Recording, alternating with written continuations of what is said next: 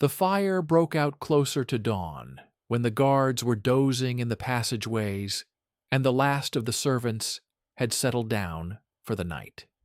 Smoke first rose from under the carved door of the queen's bedroom, crept under the threshold, licked the stone, and made the sentry cough.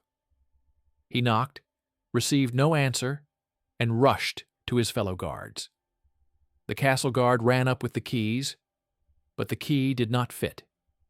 The bolt had been lowered from the inside. Then the alarm was raised in the corridor, the hinges were knocked off, they entered the small antechamber, and almost immediately retreated, because heat struck them from behind the second, narrower door. The queen's bedroom was on fire, smelling of burnt fabric and bitter soot. Servants ran with barrels, horns sounded in the courtyard, and the king, undressed, in his shirt sleeves, stood on the stairs and tried to understand where his wife was. No one had seen the queen leave. No one had seen her first maid, the one who stayed with her every night until the last candle was lit. When the flames receded, the stone cooled, and all the smoke was driven out, 2 bodies were found in the room. They lay side by side, almost stuck together, because the mattress had collapsed and the tin edging of the bed had melted and dripped onto the floor. Charred remains of rings were found on their fingers. One ring was royal. The setting bore a coat of arms. The stone had split from the heat, but the engraving was legible. On the other fragment, a narrow woman's ring was visible with scratched letters that they were only able to decipher by noon. The carved letters spelled out a woman's name, and it was not the queen's name. The name belonged to that very servant. The metal, still warm, had left an imprint on the black leather, and the soldiers had trouble separating the tiny ring from the molten mass.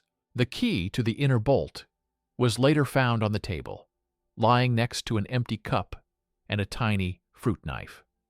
The king ordered everyone out of the room, then entered and stood over the bodies until he was forcibly removed. No one heard a single word from him. He silently returned to his chambers, sat down on a bench, and stared at his hands. Then began the usual questions, running around, and search for the guilty parties. The furnace attendants said that everything had been cleaned and the dampers closed the day before. The commandant said that the guards had changed on time and no strangers had passed through. The servants in the corridor pointed at each other, trying to remember who had carried the oil, who had brought the firewood, who had taken the laundry away in the morning. The cook's assistant cried and swore that he had not taken a candle from the spare basket. But even if someone had lit an extra wick, the flame did not explain why the bolt had been lowered, The bodies were carried into the adjoining hall, where they were laid on boards and covered with a cloth, leaving their palms exposed so that the confessor could anoint them with oil. The palms lay side by side, almost touching, and this was striking. The gaze pointed out this detail to everyone who entered. Someone tried to cover the hands completely with cloth, but the king stopped them with a gesture. He did not look at the faces, he looked at the hands. Then he ordered everything that could still be removed to be taken off, placed in a box, sealed, and given to him.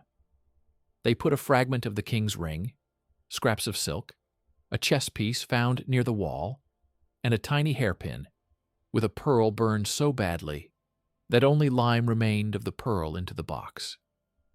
When the lid was closed, the king turned away and left.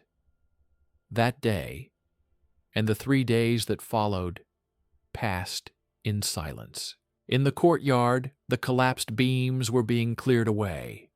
The corridors smelled strongly of smoke, and the walls of the bedroom were covered with an even layer of black dust. The masons removed the charred panels and stacked them in the courtyard. The king walked through the halls and spoke to no one. He did not summon a single advisor to him. He did not order anyone to be punished, nor did he order proceedings to be brought against the commandant. He only demanded that the bedroom not be completely cleaned up, and that the interior door remain as it was, with the jamb blackened by heat and a palm print next to the keyhole. Someone had seen the print and said it belonged to a woman, but no one dared to discuss it openly. The servants whispered to each other about the queen's morning habits. She got up early, fed her dogs, wrote letters, and left short notes on the table. The first maid arrived first, opened the blinds, rearranged the candles on the new candlestick, and served water. They were often seen together. The queen kept her closer than the others, entrusting her with papers, keys, and boxes. The maid was from a lowly family and was taken into the castle at the age of 17. She quickly learned everything that life at court required. She could read and write, although few of her relatives could.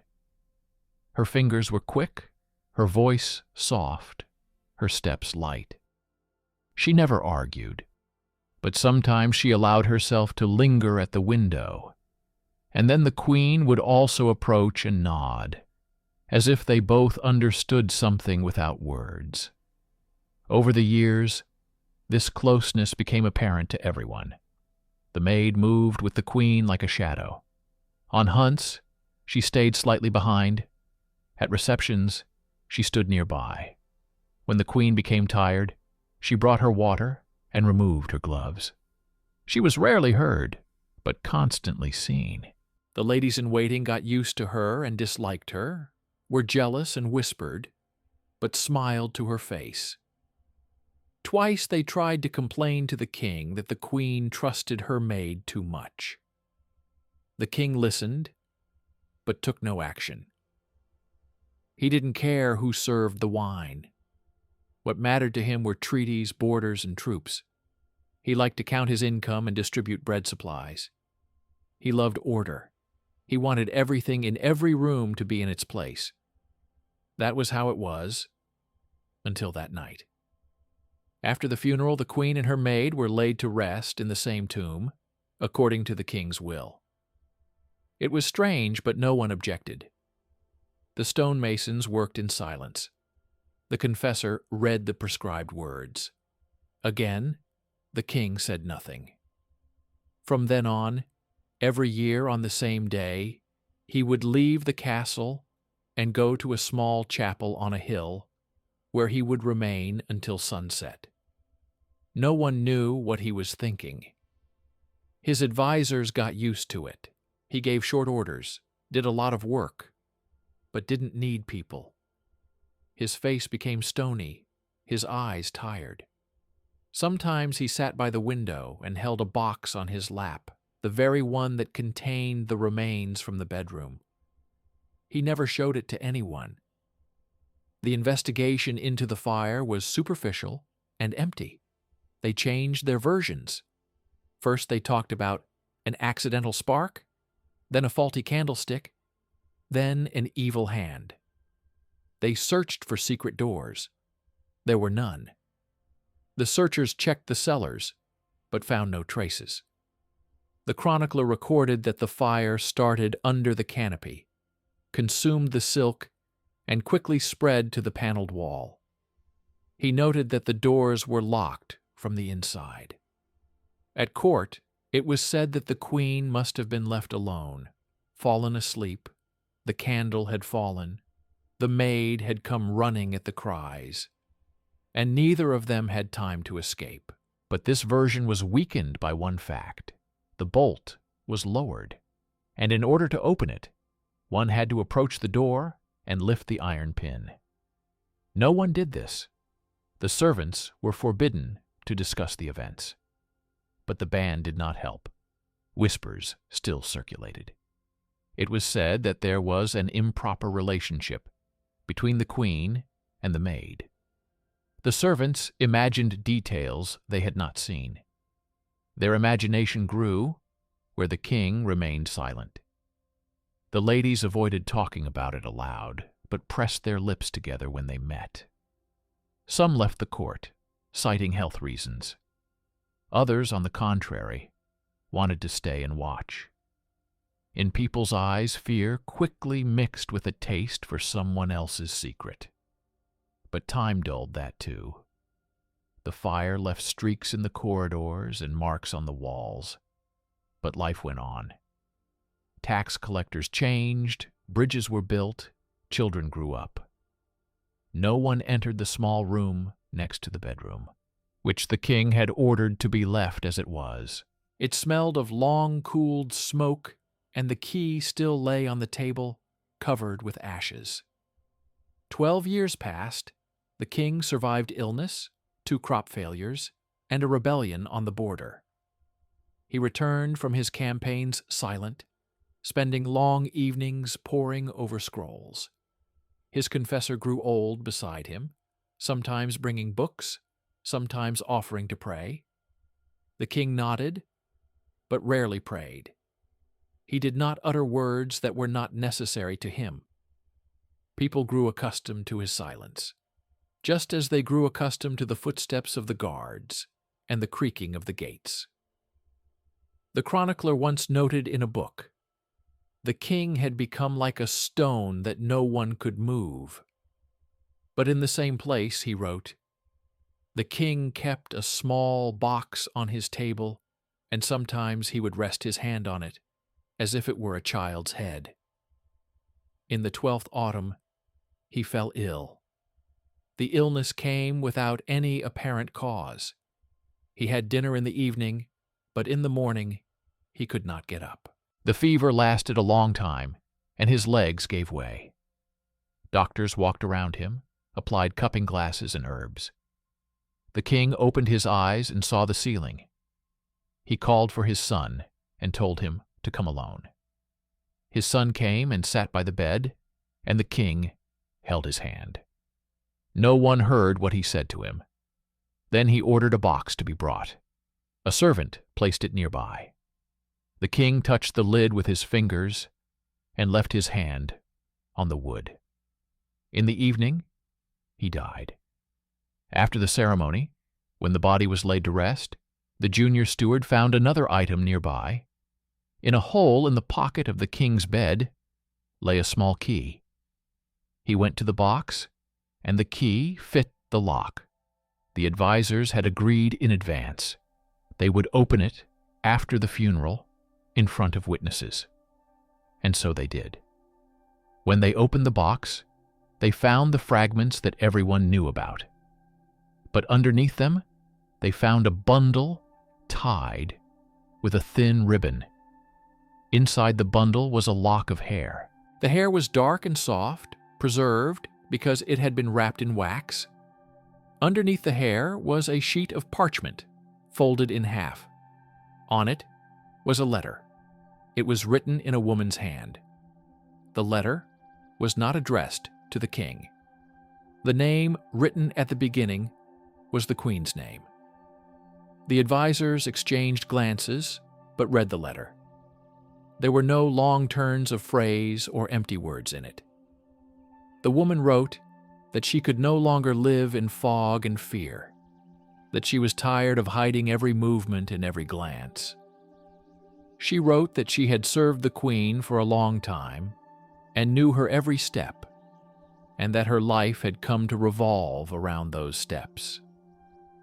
She described how she first touched the queen's hand when she cut herself on a needle, and how she could not forget it. She wrote that she thought about leaving, but could not. Then there were specific things, clear and concise, as in a report. Who came in? Who went out?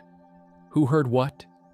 What was lying where? At the end, She admitted that on that last night, she had closed the bolt herself and turned off all the extra lights because the Queen had asked for silence. She described how they lay down, how they placed their palms, and how they left the cup on the table. She explained why she moved the stool so close to the bed so that she could bring water if the Queen woke up and asked for it. She wrote that the candle stood in a ceramic bowl and could not fall on its own. She warned that there were people in the castle who were jealous of their lives and asked the Queen not to leave her alone if anything happened. The letter ended with a simple request. If one of them remained, she should not let strangers take what belonged to both of them. The letter was undated, but the ink gave away the year. It had been written the day before the fire. The ribbon that tied the bundle smelled of incense. The strand of hair matched the color of the maid's hair. Next to the letter lay a small silver medallion. It was empty. Only a thin scratch inside hinted that there had been something in it before. Perhaps a small, patterned cloth or another strand of hair. However, no one would ever know. After this letter, everything in the castle seemed to change shape, but not change its appearance. The same walls, the same corridors, the same guardhouse, but a careful caution appeared in conversation. The advisors decided not to announce the letter to the people. They recorded it in a special book, put it in the archives, and locked it with 2 keys. The king had died, the crown had passed to the legitimate heir, and the court did not want to cast a shadow over this change. But the chronicler still made a note about the box and the letter without quoting the text. He wrote that the letter explained why the king had been silent for 12 years. This was enough to make anyone who read the chronicle in the future wonder. Meanwhile, the young king was interested in the truth. He summoned the old commandant, called the masons, and led them to the room that had been left untouched.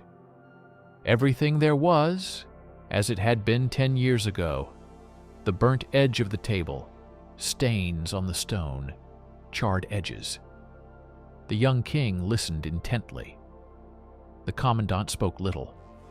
He showed the place where the candle had stood, pointed to the stone niche, to the iron hook where the key hung, described how the servants entered and where they left the jug. The masons nodded silently. One of them said that on the panel removed in the first year, there were traces of soot of a different kind, as if it had burned from below, although the candle stood higher. Another noticed that a diagonal streak of soot had been found near the bed, as happens when oil flashes. The fire report noted that there was an open jar of incense on the table, and the incense contained oil. The oil could have ignited from a spark if there was a small glowing ember nearby. But the hairs on the thin wick could also have ignited if someone had touched the wick. No one knew. The servants who were questioned at the time were already old. A quiet man from the kitchen, who ran with a bucket that night, confessed to the young king that he saw a woman in the distant corridor when the alarm was sounded. She was wearing a man's cloak, walking quickly, and keeping her hood down. He did not name her. He said he did not remember her face, but the size of her stride and the movement of her hands reminded him of one of the court ladies who had entered a convent a year later. This story changed nothing, but it filled the void in the middle of the case with a heavy burden of suspicion. The young king reread the letter. It did not accuse anyone, but it exuded determination. The woman who wrote it understood the danger. It was not difficult to understand. The court does not tolerate deviations from the norm. A connection that did not fit into the order was perceived as a threat. The need to hide kills people's breath. But the letter did not seek excuses. It spoke of a fact and a request. That was the main thing. There was a clarity in it that had not faded in 12 years. What happened before the fire destroyed the room was reconstructed from fragments. The queen was a strict woman, honest in her accounts, and attentive to small details. She always rolled up the ribbons with 2 identical movements, placing them in the same box. The evening before the fire passed as usual. 2 ambassadors were sitting in the living room. The conversation was about the bridge over the river and the collection of duties. The queen returned to her chambers later than usual, tired, and asked for silence.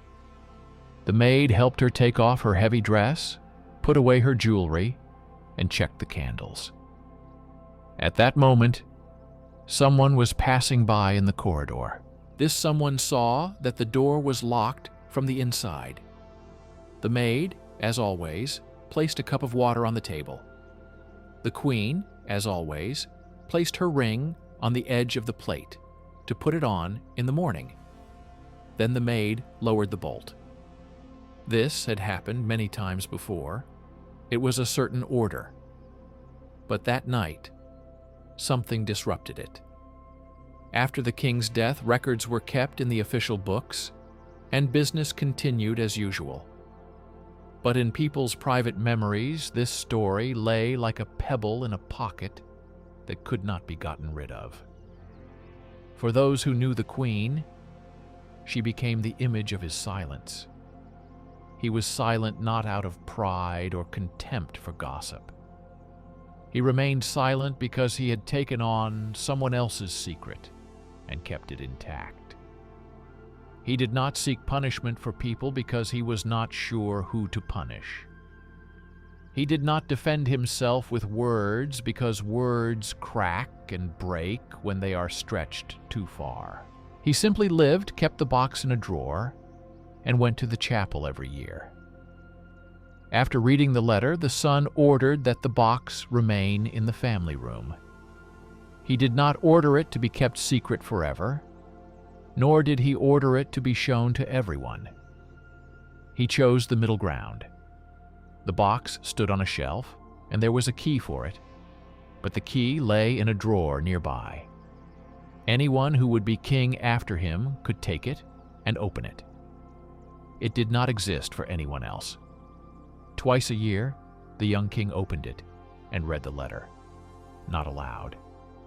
Once he placed a lock of hair from his wife, who had died in childbirth, next to it. He did this not for comparison, but so that the lock would not lie alone. Another year passed. The people no longer discussed the old fire. Life was changing. New concerns replaced old ones.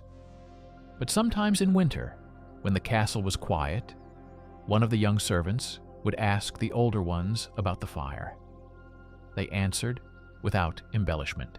They said that 2 women had died in the same room, holding hands. They said that one of them had a royal ring on her finger.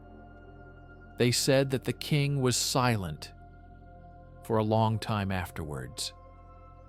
That was enough for even those who did not know the whole story to understand. Silence can also be an action.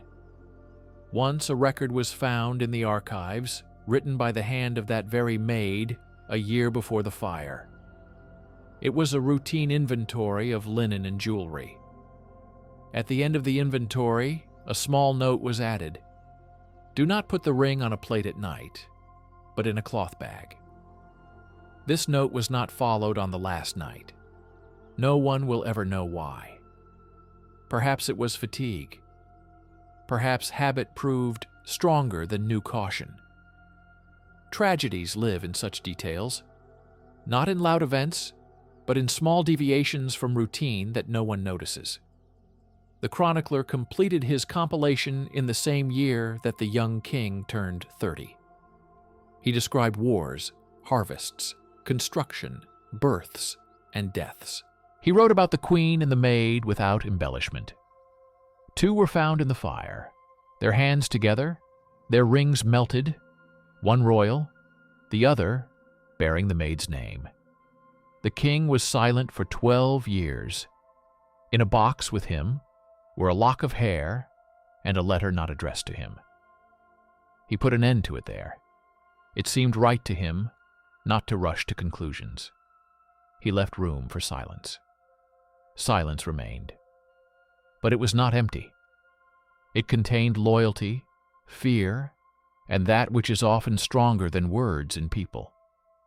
The queen covered the maid with her body because her inner arithmetic, which needs no reasoning, told her to do so. The maid closed the door because she had arranged her small space in such a way that the queen was at the center. Fire destroyed this space, but order remained visible in individual things. In the key on the table, in the cup, in the lowered bolt, in the molten metal, in the palms, lying close to each other. Those who later lit candles in that chapel on the hill did not ask for a miracle. They asked that at the right moment their hands would not tremble and they would not give in to habit, that oil would not be poured where it did not belong, that the closed door would remain safe and not turn into a trap. They asked for the right to hold a loved one without fear. No one knew if their quiet inner voice had been heard. But when the candle burned out and the wax solidified into a transparent puddle, a short, dark hair, brought from clothing, often lay on its surface. People brushed it off with their fingers and left, and the box remained on its shelf for many years. Its wood darkened. The ribbon on the letter frayed at the edges, but the strand of hair remained unchanged. It was not meant to change. It had already survived fire once. Each new king opened the box and stood for a moment with his head bowed. He did not know exactly what to do with this knowledge. He only understood that the silence chosen by the first king after the fire was neither weakness nor cunning. It was the preservation of the life form of 2 women for whom the words of strangers were more dangerous than any gossip. This form was not to be torn apart in the square. It was to lie in a box, like a knife blade in its sheath. And so it lay. Sometimes on long winter evenings, the first king's son would go to the window and see his reflection in the glass. He didn't like to think about his father, but he respected his training. He didn't want to repeat his fate, but he accepted his silence as part of his power. In this silence, he gave one short order. The queen's chambers were no longer to be used for sleeping. A small library was set up there. People sat there and read quietly, leafing through parchment. The table with the key was put away in the storeroom, but the key lay on the old cloth in another box for a long time. It was not thrown away because it was part of a history that could not be erased. Thus ended this life, and thus continued the memory of it, without loud words and without great morality. People understood this fire in different ways. Some saw it as an accident. Some saw someone's hand in it. But almost everyone who entered that chapel knew one thing. That night, the queen did not shield herself with her title, but covered her maid with her own body. 2 fates, fused together, were carried out from under the ashes, and the molten metal froze on their fingers as if it did not want to let go. The king saw this and stopped his words, because they were too harsh for what he had seen. He remained silent for 12 years, and this silence became a lesson for his state. Sometimes power is expressed in what it does not do. The letter found next to the lock of hair added a short thread to this silence. The woman wrote to the queen, and the king kept her words. There was a simple and clear correctness in this. It did not save anyone or change anyone's fate. It only allowed two people to remain who they were, without someone else's crude template. And everything else, the fire, the stone, the box, the letters, the keys, the notes, were just traces on a road that no one walks anymore.